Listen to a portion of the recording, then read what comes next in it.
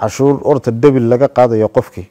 ma jiraso waxa weeyaan cashuurtu waxay ku timiday sharci bay ku timiday sharcigaas sida uu dhigayo unba qofkii looga qaadi karaa laakiin wax debil ya wixii ku waajibay hadduu qofkii cashuur bixiyaha waa tusaale weeyaan 100 riyaal ku waajibay 200 keen lama oran karo sharcigiiba ku qoran tahay 200 in laga qaado meelaha una sharcigu ya cadaynin oo nidaam calculation loo marayo cashuurtii lagu qaadayo ayaa jirta taa hadii ay timaado in qofkii wax aan xaq loogu lahayn ya lagu cadaadinayo inuu bixiyana waxa loo baahan yahay xafiisku wuxuu leeyahay qayb cabasha in qoraal arjiyo uu soo qorto qofkii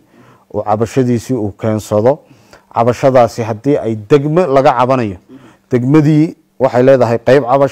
cabashadiisu geyn hadii magaalo laga cabanayo qayb cabasho ay leedahay qaab dhismeedka dakhligu qaybta cabashada la geyn hadii heer deegaan laga cabanayna sida hadii degmadii marka laga cabanayo ku qanci waayo waxay imanaysaa ilaa heer deegaan haduu iman waayona guddiga sare cabashooyinka jira kaasa loo gudbinay cabashooyinkaas arinta kale inaad ka hadlaysid aan u maleynayo waxa weeyaan waa double taxation qofkii cashuurta halkan lagaga qaaday ayaa degmo kale isla cashuurta un keen lagu leeyahay qofkana waxana xaq loogu lahayn in laba jeer cashuurta laga qaado cashuurtu mar un bay ku waajibtaa mar haduu meel ku bixiyay meesha kale ee cashuurtaasi lagu weydiinayo waa khalad waana sharci daro xafiiska iyaguna wuxuu ugu jira hadda in uu dadaal badan uu ka sameeyo oo double taxation kii uu ka qaado arintaasina xalkeegii waa la wada hadda ka hor gudiye fara badan oo la dhisay oo xafiiska madaxweynuhu dhisay baa jira si double taxation ka loo yareeyo keelaayadii deegaankeena jiray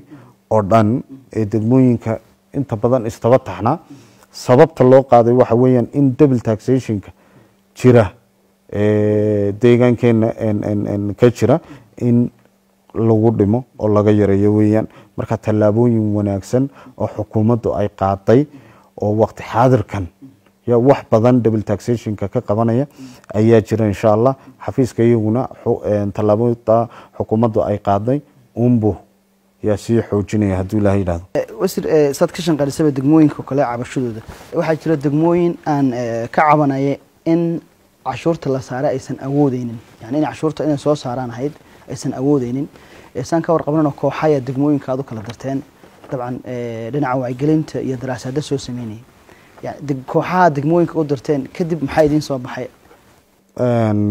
horta cabashadaasi degmooyinka ka jirta inta badan way jirtaa oo degmooyinku marka qorshaha la diyaariyaba anagu awoodda dakhli ururineed ma lihin ayay ku doodaan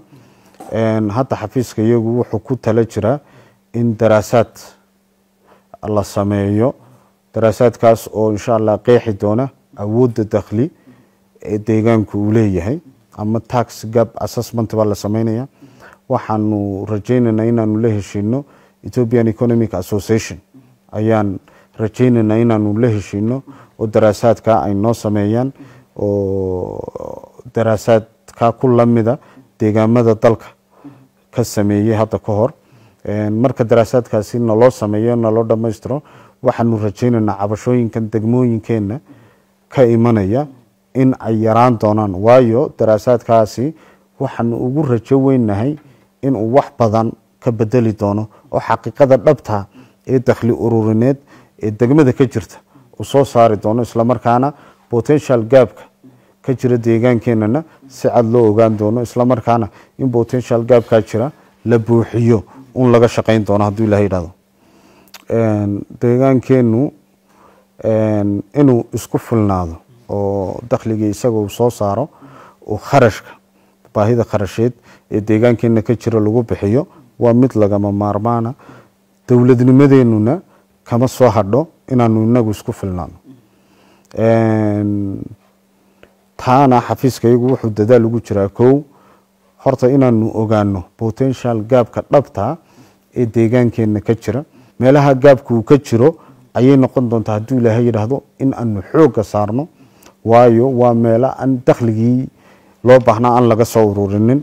isla markaana dakhliga aan la soo ururinin ilaha markaanu xooga saarno waxay noqonaysaa potential gaabkii jiray daraasaadku uu muujiyey inaanu buuxino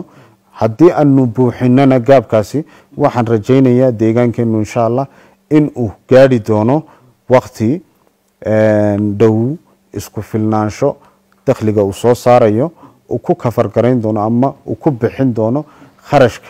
deegaankeena looga baahan yahay ee nidaamkeena dowladnimadu uu ku hirgelayo fariinta u dambeysa ee aan u dirayo bulshadu waxa weeyaan ya bulshooy ya cashuurtan laga qaadayo waa mid adiga uun lagu qaadayo isla markaana dib adiga caafimaadkaagii waxbarashadaadii biyahaagii lagu bixinayo sidaa darteed bulshooy cashuurta bixiya ha ka lexa jeclaynina